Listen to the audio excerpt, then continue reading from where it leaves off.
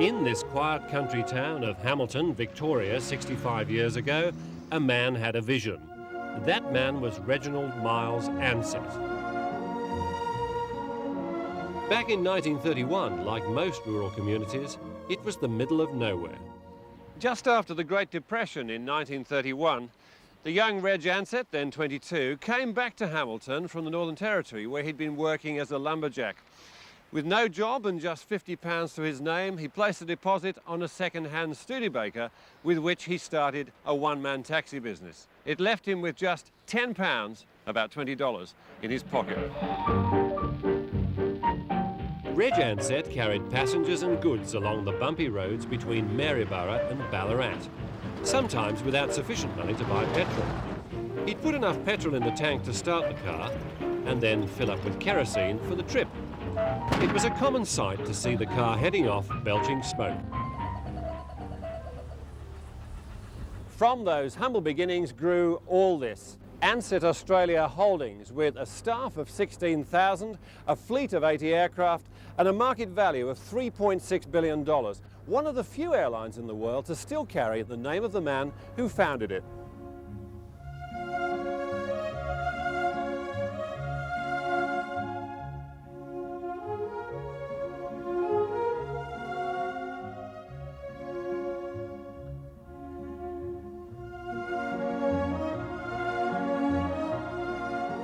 This is the story of the man who made it possible, Sir Reginald Ansett. A story of a man with a vision and a great deal of persistence. In this program, we'll examine the man and his remarkable mission in life. He was a fellow that came out of the bush, literally. He was a very down-to-earth fellow. He had no pretensions to grandeur in any shape or form. The company was just like one big family, and they certainly admired him, adored him. He had his wild dedication towards what he wanted to do, and this shone right through his entire career. He was a shy man. He was a very much a family man. Sir Reginald, apart from loving airlines, loved to fight. This story might never have been told if he'd been alive today. For the man who created this aviation empire hated personal publicity. Could you give us some reaction to the decision on the car rental? Oh, well, look, Ross Alexander here will handle that for me. How do you feel about it, Sir Reginald? I feel all right. Yeah. This great aviation pioneer with basic education and only 2 qualifications, a sewing machine mechanic certificate and a pilot's licence, was to outshine all his opponents, to be knighted in 1969 for his services to aviation. You certainly can't do anything really worthwhile if you're only prepared to work for 40 hours a week.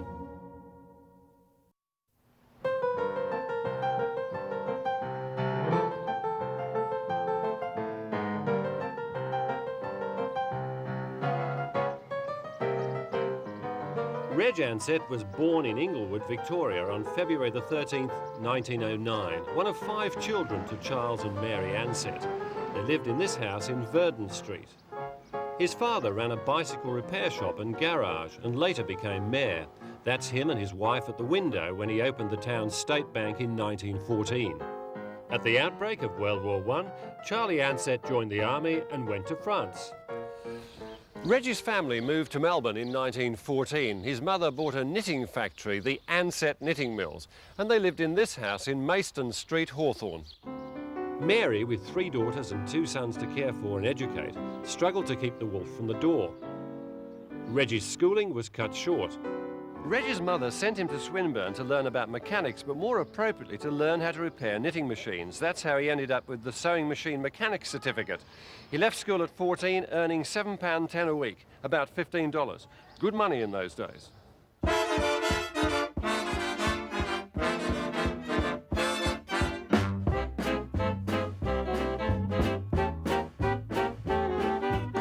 Reg had his feet on the ground, but his head in the air. He was entranced by the feats of Charles Kingsford Smith and Charles Ulm. Smithy and Ulm had just flown the Pacific. Some say that Reg bore a strong resemblance to Smithy until his old age. Smithy and Ulm set up the first Australian National Airways, which went bust a year later. Little did Reg realise that he would eventually buy up the new A&O.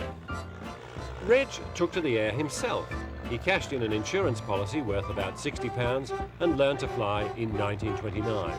He held Australian pilot's licence number 419. Reg learnt to fly at Essendon and went solo after only 4 hours dual instruction, falsifying his age by 2 years. He learned how to loop the loop, how to roll, how to fly inverted, how to do a falling leaf. He said later, "Nobody showed us how to do these things, but there were plenty of books available on the subject." But with the Depression, he couldn't find a job as a pilot. So he set off for Darwin with the idea of growing peanuts, but landed a job as a lumberjack. It was while working as a lumberjack that Reg saw his other idol, Amy Johnson, fly overhead on her first solo flight from London to Australia. Reg dropped his axe, waved madly, and shouted as she flew over. Watching Amy Johnson make history and the impact of living such an isolated life made Reg Ansett think about the tyranny of distance. Getting around the country was a hard business in those days. Reg returned to Hamilton to start his one-man taxi business with the £50 he'd saved. But he was thwarted by government restrictions. A young and upcoming Attorney General by the name of Robert Gordon Menzies introduced a new bill in Parliament intended to restrict road transport operators like Reg Ansett from competing with the railways. The operation of the coaches then, with Bob Menzies enacting this law, meant that they were heavily fined, up to £1,000, and in those days that would send most operators broke. So what they decided to do is to take out a fruiterer's licence and sell each passenger going from Hamilton or Mount Gambier to Melbourne an orange, which cost £2.10, which is equivalent fare. So if they were pulled over, they had their fruiterer's licence and everyone produced their orange that they were carrying, and it was quite legal. So, but in the end, they really did decide that they had to get into the air. You've got to remember back in those days, the core of the business was the Pioneer Coach Lines. Pioneer Coach Lines actually paid to run the airline before the ANA takeover. And it was the cash cow. In those days, all of the coaches were licensed on a state basis, and Victorian coaches weren't allowed to cross the border. So RM Pioneer Tours, as it was, used to drive as far as Albury, and then everyone had to get out and walk across the border and get in another coach which was registered in New South Wales. And he saw aviation as a means of breaking the back of that. Like everything else, Reggie's entrance into aviation had humble beginnings. He bought his first plane, a Fokker Universal, for £1,000, and Ansett Airlines was born. On the 17th of February 1936, 60 years ago, that plane took off for Melbourne. The Hamilton Spectator wrote, "More than 200 people gathered at Hamilton Aerodrome to see the giant Fokker depart on its initial journey. Precisely at 12:30 p.m, the graceful metal bird took to the air and in a very few minutes was winging swiftly away." That giant aircraft, a real midget by today's standards, took a mere 6 passengers for £2 single fare, Hamilton to Melbourne, a journey of 1 hour 45 minutes on hard wicker seats. Graham, what was it like to travel in this aircraft in those days, in 1936? It was obviously a very exciting era. Number one, you were dealing with new technology, which to us is old hat now, but they were dealing with new technologies and very big aircraft. These were big machines, or this particular aircraft was a big machine back in the mid-1930s. So I guess it was almost a feeling that people had when the first jumbo rolled out of the production line a few years ago. But it was an exciting era to many people, and that's mirrored in the reaction that people give when they see the aircraft. Flying was a novelty. The money didn't exactly roll in. So to supplement their earnings, Reg Ansett did what they called a bit of barnstorming. His pilot, Vern Kershay, took passengers on joy flights in the Fokker for 15 shillings a time, while Reg did aerobatics in the Gypsy Moth for 30 shillings.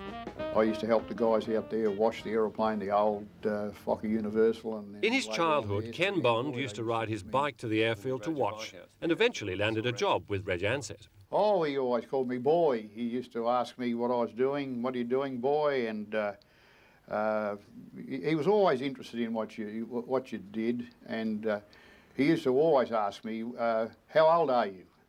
Well, I'm 12, I'm 13, I'm 13 and a half. And one day he said, "How old are you today?" And I said, "I'm 14. In fact, it's my birthday today." So he said, do you want to start work for real? And I said, well, I'll have to ask my father. So I couldn't get home quick enough. Since his school days, it had been vitally important for Reg to come out on top, in business, in a race, or in just about everything else. In their newly acquired aircraft at Porterfield, Reg and his brother Jack won the 1936 Brisbane to Adelaide air race. Reg and Jack were up against some stiff competition. The race was based on each plane's engine capacity. With little knowledge of the terrain, it said much for Reg Ansett's flying skills, his courage and determination that he came out on top. For halfway through the race, the organisers changed the handicap rules, and Reg and Jack were pipped at the post. Reg protested, and after days of squabbling, the committee reversed its decision. The Ansett brothers won the prize of £500 and the trophy.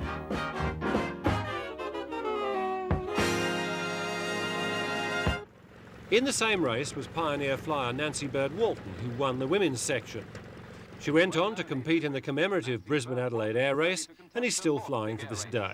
As Nancy Bird, she operated a one-aircraft charter service in Australia's outback in the 1930s. Well, he was a very, very tough operator, and of course his famous quotation that he wouldn't have a woman pilot at any price. Now they've got 15 or 20 or something, was rather an indication of his determination to try and get his way. The air war was hotting up in Australia. In July 1936, the second Australian National Airways was formed from Hollyman Airways and Adelaide Airways. The following year, Reg Ansett moved his base from Hamilton to Essendon Airport. With the backing of graziers, Ansett Airways was registered as a public company with a capital of 250,000 £1 shares. It was then that Reg Ansett bought his first real airliner, the Lockheed 10B Electra. Nothing like the monsters of today, like this 747 I'm sitting in, but a modern aircraft carrying 10 passengers with a crew of 2, and what's more, Reg's first aircraft to actually have a toilet on board. Ansett ordered 3 of the new Electras. This one, Ansertes, is the only original Ansett airliner still flying. In the 1930s, this was the last word in air travel. It was with the Electras that Ansett set up his first network, but money was short and Ansett shares slumped. That's when Australian National Airlines tried to buy him out. In the midst of the ANA takeover attempt came disaster. In a fire in this hangar at Essendon, 5 aircraft were destroyed, including the Fokker with which Reg had started the airline. Shares in Ansett slumped to 10% of their original value, but Reg didn't turn a hair.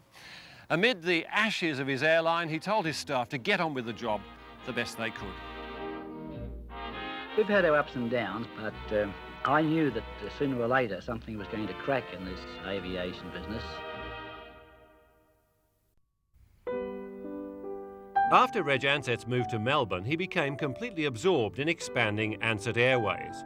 He frequently worked 18-hour days, but hated socialising and much preferred the comforts of home. In 1944, he married for the second time. His bride, Joan Adams, an Ansett Airways secretary, now Lady Ansett. They had 3 daughters, Janet, Jane and Gillian.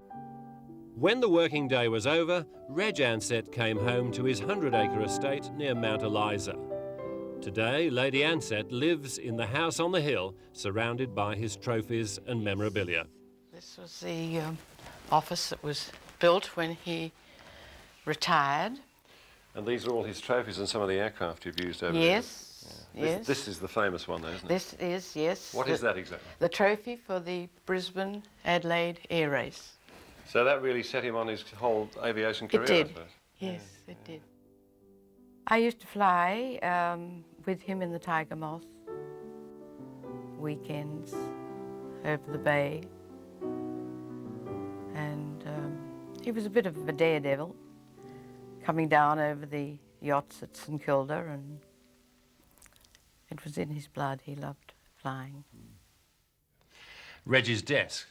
Some people saw Reg Ansett as a sort of flying buccaneer, others as a business wizard, the sort of person that could make Australia into a great country.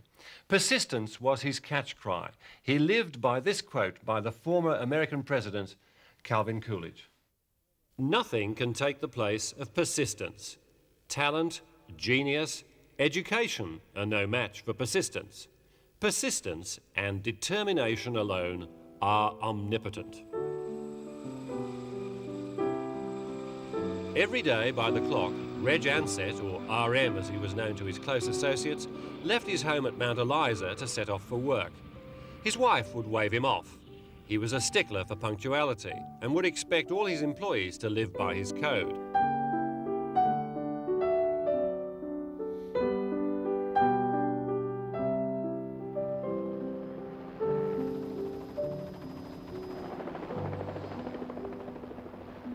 Reg was the only businessman in Melbourne to come to work this way. Time was money to him. His helicopter would be met at the Yarra helipad by a chauffeur-driven car to take him to his Swanston Street office. Reg Ansett ran a very tight ship. He was a conservative man, always wearing a white shirt and traditional gold cufflinks, his hair slicked back and worn fairly short. Most of the big decisions were made by him. He disliked yes men. He spoke regularly of his responsibility to the company's 45,000 shareholders as though he was more a custodian than owner. But he held only 3% of the Ansett stock. He was a very demanding boss, but he set the example with the drive and the determination and the grit to do whatever he wanted to do. If necessary, he used to say to me, well, what do you mean you can't do that? The rules don't allow it. Get the rules changed. This was his attitude, you know, and right through life. And it certainly paid dividends. With the Second World War, Ansett's business fortunes were to take a new turn. Ansett abandoned its commercial operations and secured very profitable military contracts, ferrying troops from Sydney to Townsville and overhauling aircraft for the RAAF and the Americans.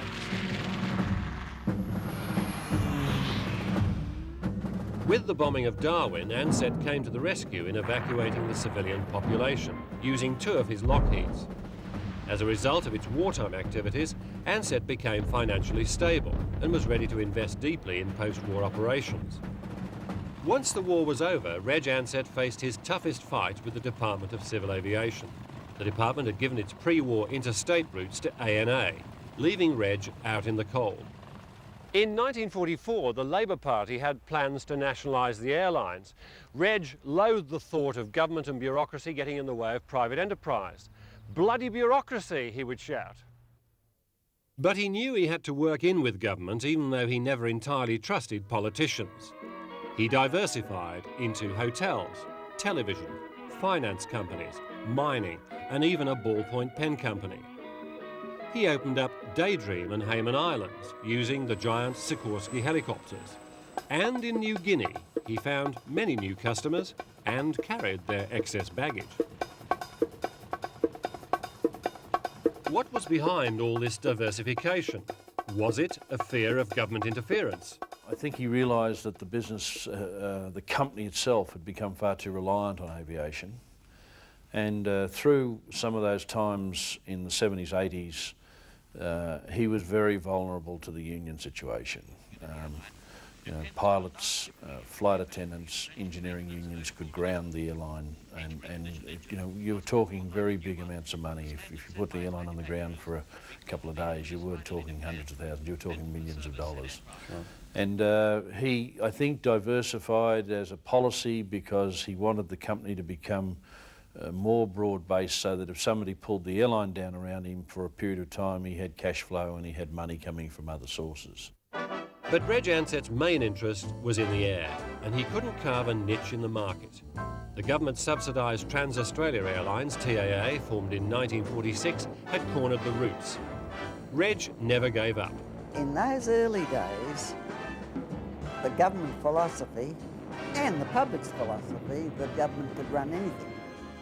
And while there was government airline having half the business, not having to pay taxation and not having to pay dividends and having monopolies of government business, RM Ansett was a great fighter, and he was always fighting the government to get this economic equality.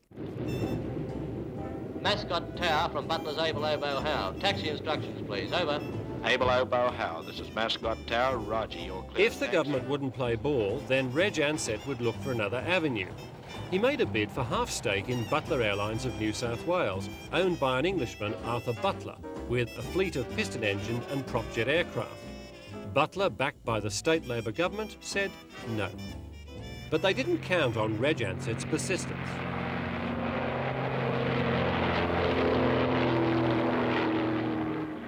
Abel Baker off at 12.26. When Butler started competing in interstate, RM said, now this has got to stop. Butler wouldn't. So we converted all our shares into parcels of 100 and gave it to all our employees, which gave them all our shares, one share, one vote. Then the annual general meeting came up at a hangar at Mascot, and we flew up about 300, well it was between 300 and 400 shareholders. The whole fleet was mobilised that day to send them all up, gave them lunch and lunch boxes, and they all voted, you know, for RM Ansett. When you look back in retrospect and think the whole of an organisation being flown up to Sydney, and it was all catered for, there was, you know, lunch and booze, and the whole shooting match was turned on. We had a ball. I wouldn't have thought Mr. Butler was very impressed, though. No, he wasn't, no. Now, you may be able to detect a sort of undercurrent of excitement here. I'll tell you, when this couple were first married, they could still travel in a horse cab. But today, as an anniversary highlight, I believe, they're trying flying for the first time. After the Butler saga, Ansett formed a subsidiary airline, Airlines of New South Wales, which mostly served the rural areas. On behalf of Airlines of New South Wales and your crew, we trust you have enjoyed your flight. Now, air services and good air services are absolutely vital to Australia. We could not go on and expand without very good air services. When the Labor Party were defeated in 1949, the new Liberal government, led by Robert Menzies, decided that TAA and ANA would be allowed to compete on trunk routes and share in the perks of mail carriage, government business and aid for equipment. Ansett was still out in the cold, but he never gave up pursuing Menzies. I several times flew him to Canberra, where he literally sat outside Sir Robert Menzies' door awaiting an interview, or when he wouldn't be granted an interview, and just sat outside and grabbed him every time he went to the toilet. It wasn't until 1952 that Ansett was allowed to fly the Melbourne-Sydney route. Their DC-3s carried 28 passengers. By then, Ansett had 5% of the market and was growing strongly.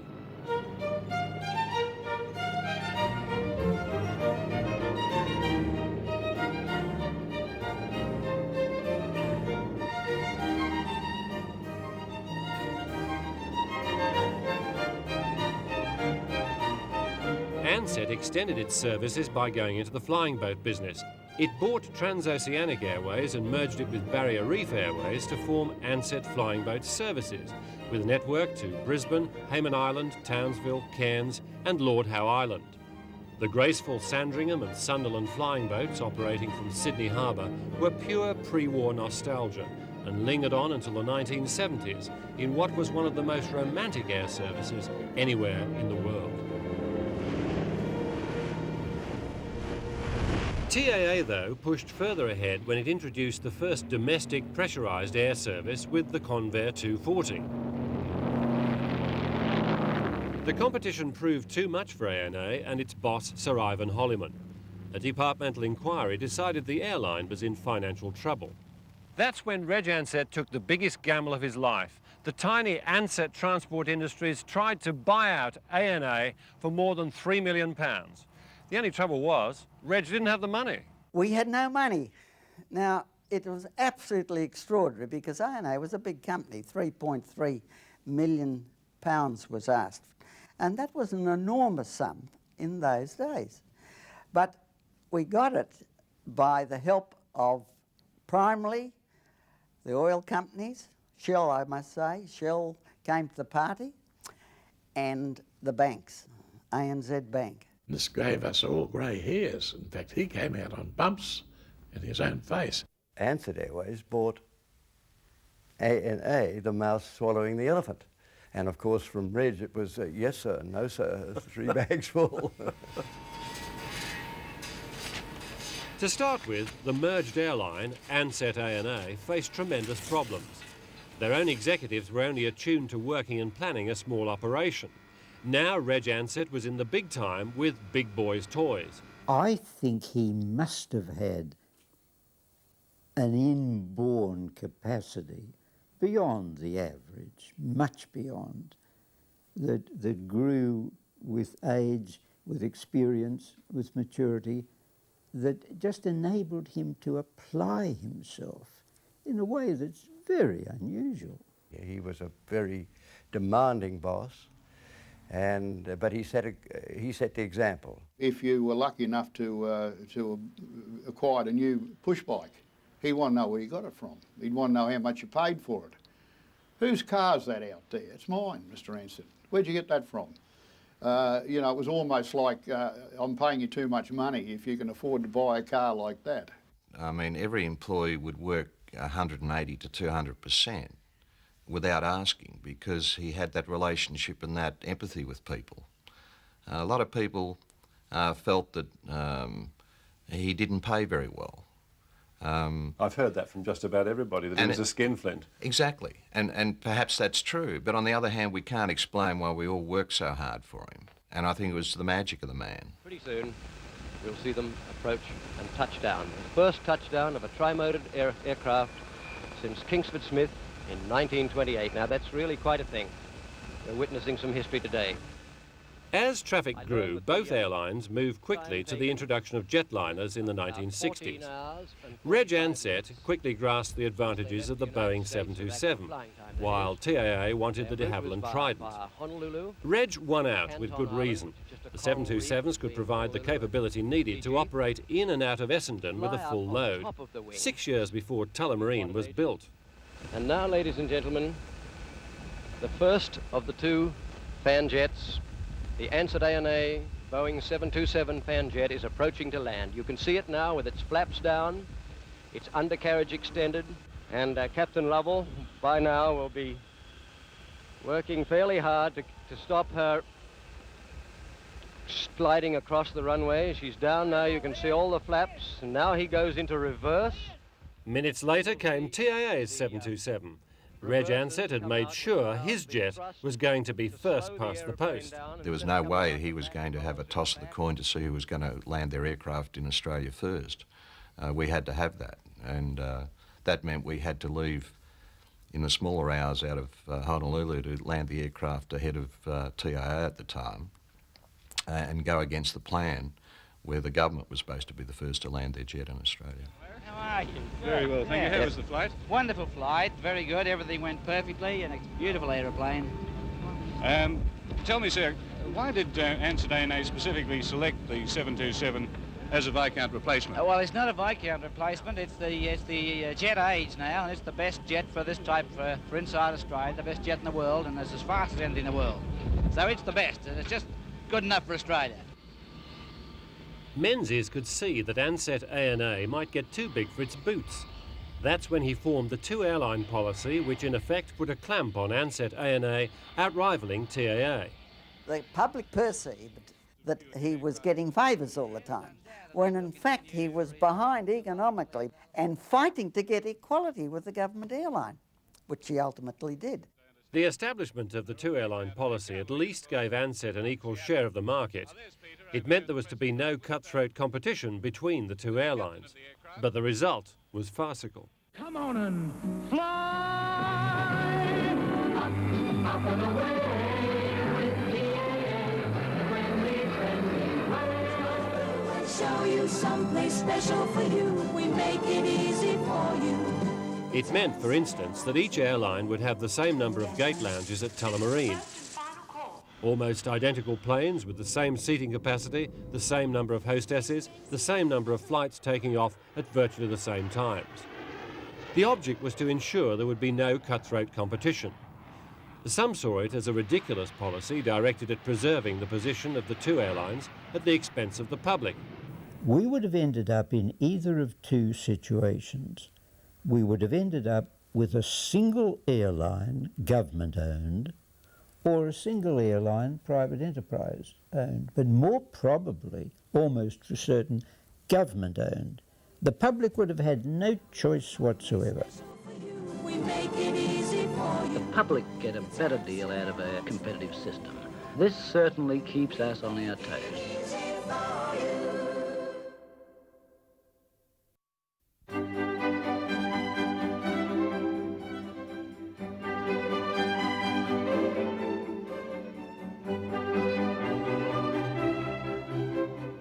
Outside of business, Reg Ansett's big interest was horse racing.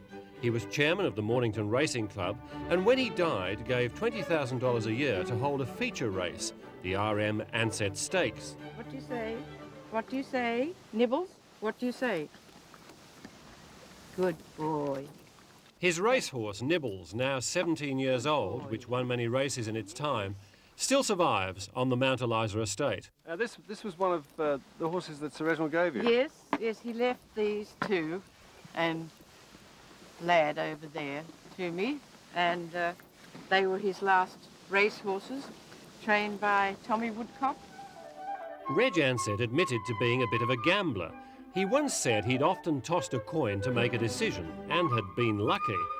But the biggest punt of his life was when he made a bid to run Qantas. In 1946, he wrote to the Department of Transport saying he could soon bring Qantas into profit. The Secretary of the Department of Transport replied, quoting a biblical proverb, Isaiah chapter 11, verse 6, "The wolf shall dwell with the lamb, and the leopard shall lie down with the kid." Reg replied, quoting John chapter 11, verse 35. The message read, Jesus wept. By 1971, Ansett had assets of $187 million, listing it among the top 40 commercial enterprises in Australia. Sir Reg's ownership was still only 3%, however, making him very vulnerable to takeovers. It wasn't surprising when a takeover bid came from Thomas Nationwide Transport, TNT, a company a quarter the size of Ansett. Did he regard you as some sort of interloper, though? I mean... Oh, absolutely, because he was convinced. I don't think he had any problem with me personally by the time Sir Reginald got to the stage where we really had the takeover. No, he was only convinced that I'm only doing it as an exercise to sell up Ansett and use what I can use for TNT and destroy his baby. The offer was rejected by the Ansett board. Reg Ansett issued a fighting statement. We will not be taken over. The Victorian Premier, Sir Henry Bolte, Sir Reg's old racing mate and friend, came to Ansett's aid on that occasion. I certainly talked to the Premier and asked him and told him that I considered the matter was very serious, that it needed to be looked at carefully by governments before it was allowed to take place. I think that we are here dedicated to looking after what is the private enterprise section of aviation. State Parliament restricted TNT's 23% shareholding in Ansett to 10% voting power. Sir Reginald invited me and said, look, you can come on the board, but I tell you one good advice.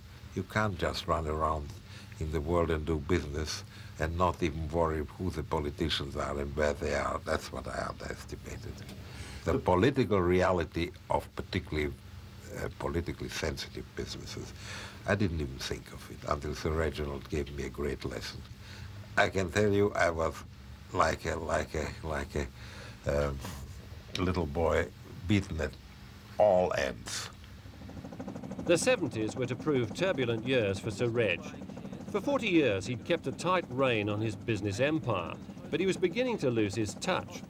Associated Securities Finance Company, in which he had a 48% stake, collapsed with losses of more than $100 million. The crash was to have unforeseen consequences.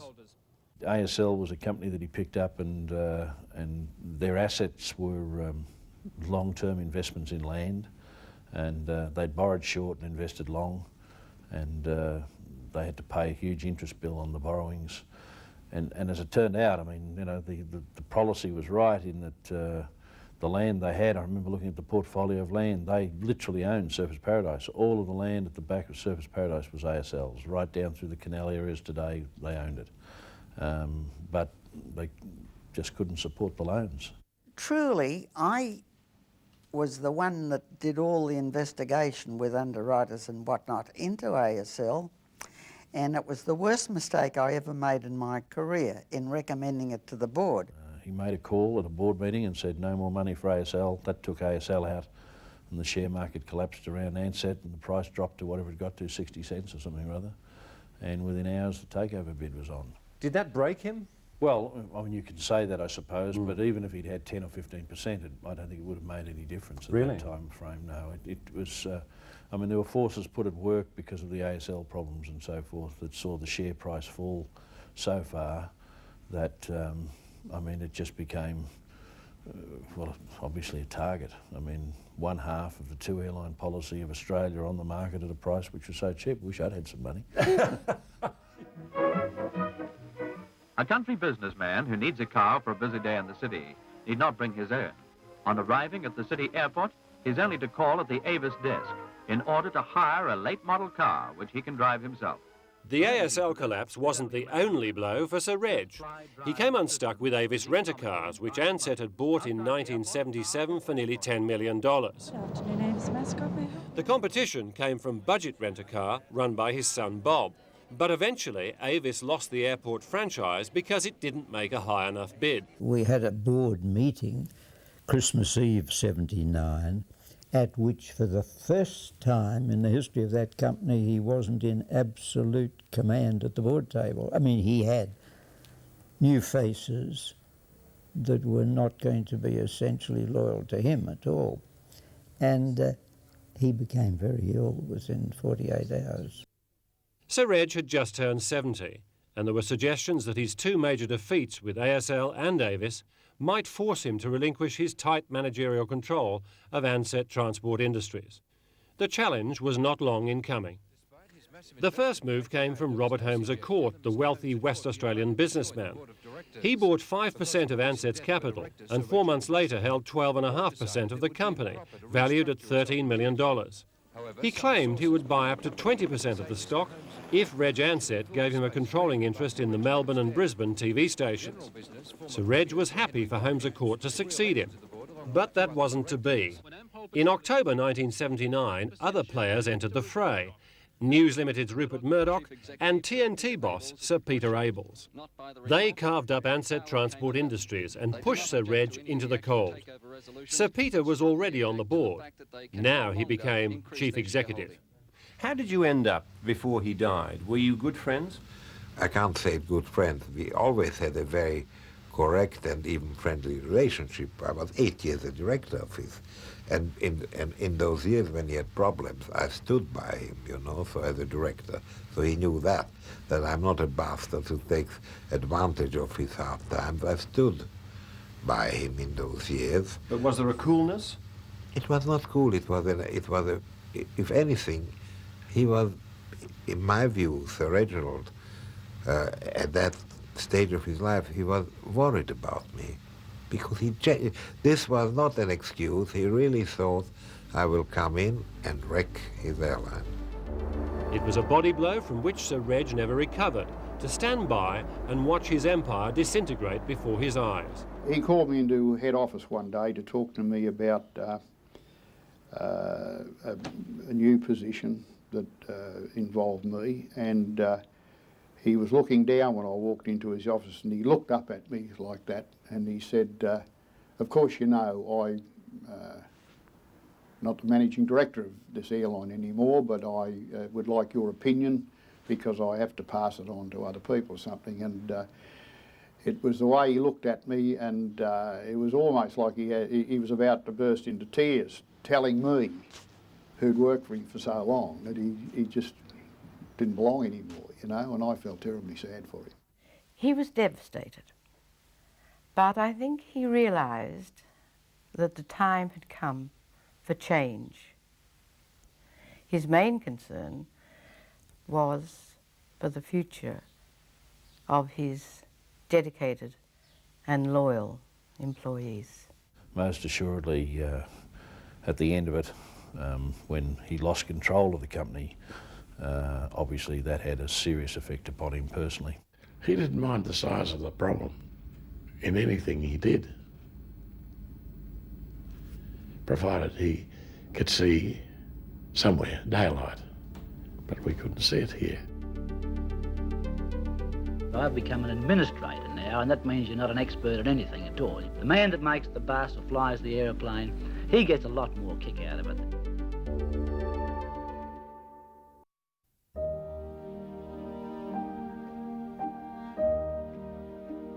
Reg Ansett died at the age of 72 on the 23rd of December 1981. He had dominated the aviation world in Australia for nearly half a century.